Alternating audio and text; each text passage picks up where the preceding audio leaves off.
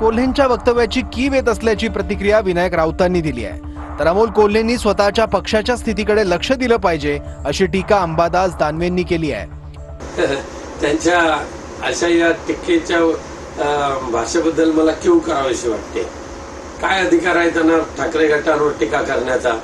तुम्ही सुद्धा स्वतःचं आत्मचिंतन करा आणि पुढे चालायचा प्रयत्न करा। त्यामुळे केवळ आणि केवळ उद्धवजी ठाकरेंवर टीका करणं एवढं जर सोपे शब्द एवढा जर सोपा उपाय तुमच्याकडे असेल तर तुमची सुद्धा ताकद जी काय आहे ती विधानसभेला दिसून आलेली आहे। विधानसभेच्या पराभवामुळे काँग्रेसची मोडलेली पाठ अद्याप सरळ झाली नाही। दुसरीकडे शिवसेना अजूनही झोपेतून जागी झाली नाही असं अमोल कोल्हे म्हणतात। अमोल कोल्हे मोठे नेते आहेत, विचारवंत आहे, त्यांच्याशी मी काय बोलणार? त्यांच्या पक्षाची काय स्थिती त्यांनी सगळ्यात आधी बघितली पाहिजे। एक लक्षात घ्या की काँग्रेस पक्ष हा काही प्रादेशिक पक्ष नाही आहे। काँग्रेस पक्ष हा राष्ट्रीय पक्ष आहे।